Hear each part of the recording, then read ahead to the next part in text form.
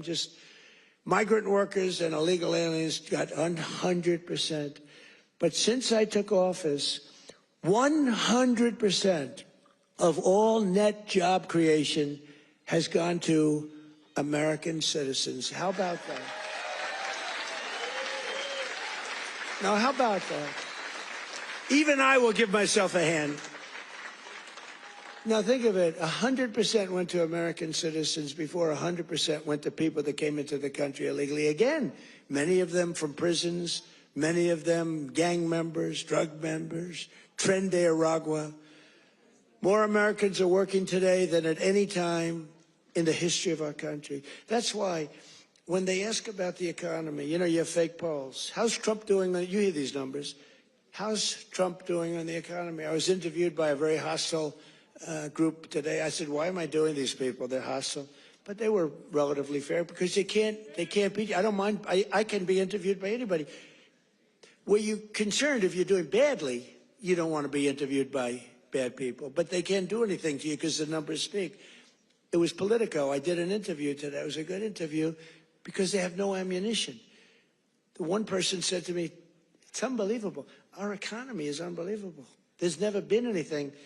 But the Democrats go out, prices are too high. Yeah, they're too high because they caused them to be too high. But now they're coming down. One of the most important ways we're defeating inflation is by unleashing American energy, including oil, gas, and clean, beautiful coal right here in the Commonwealth of Pennsylvania. Did you know I went to school in the Commonwealth of Pennsylvania, right? The great Wharton School of Finance. I love the Wharton School. Became a little liberal, but these are minor details. But the Wharton School, one of the greatest schools in the world. I went here and loved it. I loved the school, and I love Philadelphia. Philadelphia's gotten a little rougher. But we're going to take it. And you have a great football coach, and you have a great running back, Saquon.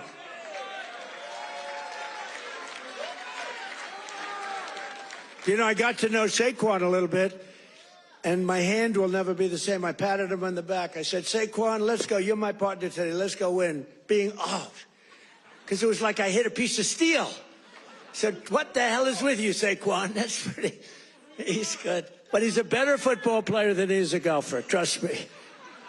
He's so strong. He's those muscles. But his football is great. His golf will be very good. Very good. But we won. We won our match.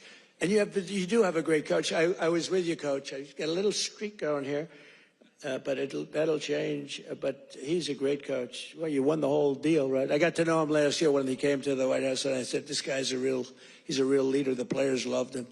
And you had some players that are just, really just fantastic guys. But you have a good football team. It's really good to watch. But for 4 long years, Biden and the Democrats tried to endlessly kill Pennsylvania energy jobs. They worked so hard to kill the jobs.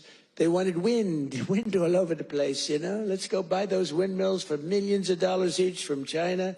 Every time it goes around, you lose $15. Did you know that? That's on average. You're supposed to make money with energy. You're not supposed to lose money with energy. And everybody that's doing wind is in virtual bankruptcy right now. If you look at UK, I told he's a nice man, Starmer, Prime Minister. I said, you know, you have a great energy source in the North Sea. Use it, or you're not going to be in office very long. Their energy prices, they're putting wind all over Scotland, all over the most beautiful fields in the world, Scotland. All over beautiful. Oh, we have some Scottish people here. Where the hell did you come from? We have Scottish people. But they're putting wind all over Scotland. The people are not thrilled with it. And it's costing them a fortune. They have the most expensive energy. And I said, I'm going to do you a favor. You could be there for a long time. Open up the North Sea oil. One of the greatest oil. And, you know, they like to say, well, it's very well depleted. No. It's good for another 500 years, and they haven't even found most of it yet. And if you look at Norway, they have a section of the North Sea, which in theory isn't as vibrant, and it's a very rich country. You know, they have a tremendous worth because of the North Sea. But UK has to, if they don't go back to oil, I think a lot of bad things are happening to Europe. You know that their immigration policies are so bad. It's so bad. They're destroying our beautiful Europe. I love Europe. They're destroying Europe, and they better do something. I'll give them just some free advice. I'm focused here, but I give them free advice. They better be careful because immigration and energy are going to destroy Europe. On day one, I ended the war on Pennsylvania energy. I just terminated something that was insane. And we all love Elon. Elon was up here campaigning, right? But I said, Elon, I think electric cars are great, but not everybody wants an electric car. And I ended the insane electric vehicle mandate where everybody was supposed to have an electric car by the year like 2030 or some ridiculous year like that.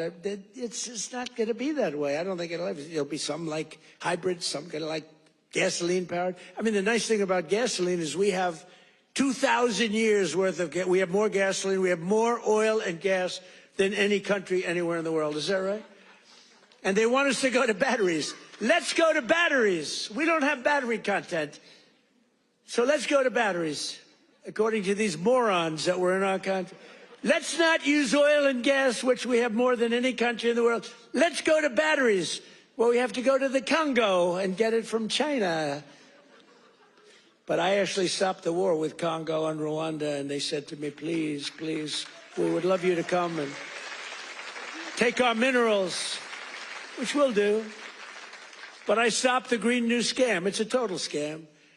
And, you know, we had, they used to call it global warming. Then they called it 15 other things, and none of them worked. So they came up with climate change, remember? Climate change. Because you can't go wrong with climate change if it goes up. Remember, global warming, and then the temperature started going down like a rock. Remember? We had global warming, and they sent that big, beautiful ship with all scientists on it, and it went into deepest Alaska. It went up through the ice. And the global warming, it was getting so warm, except, unfortunately, they had a bad few weeks. It got so cold that the ice just crushed the ship. We had to take those poor bastards out by helicopter. The scientists, they said, one guy was petrified of helicopter. He said, I have a choice, go down in the ice with the ship or go in a helicopter. He chose the helicopter. He made it. But we have a very simple policy, right, Chris? Drill, baby, drill. We have a simple policy. And natural gas production is booming. Coal mining is up by 2.4 million tons a month. And we're also reviving Pennsylvania manufacturing. And with our historic tariffs, steel production is roaring back. We're building steel mills all over the country. And U.S. Steel is coming back at a level never thought possible before. And I was up.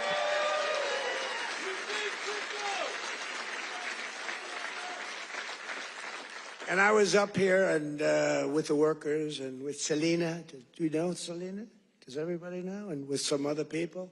We were up with some great people, and we spent the whole day, and they were determining whether or not they wanted to make which one of the deals. I went to the workers. I said, which one do you like? We picked the right one.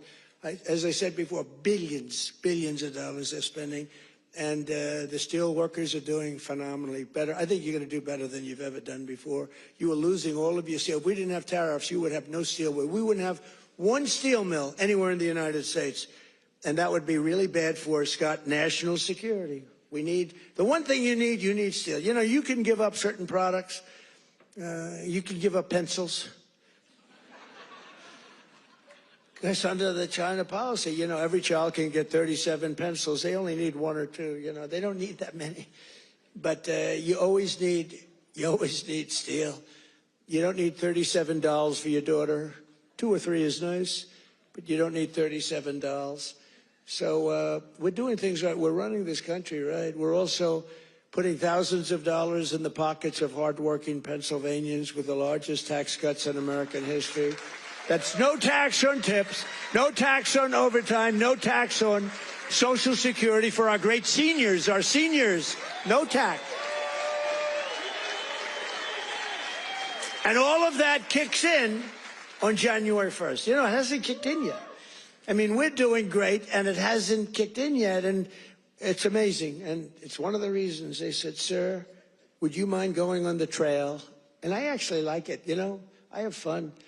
I haven't read practically anything off the stupid teleprompter.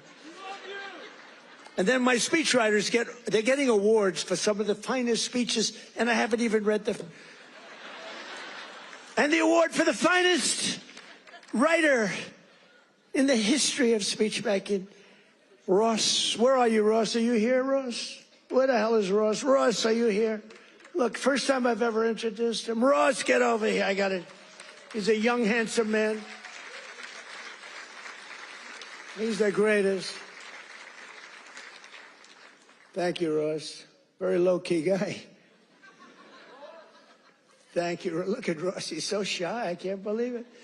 We're joined today by Donna Zajac, a mom and a waitress of over 45 years who lives in Stroudsburg. Does everybody know where Stroudsburg?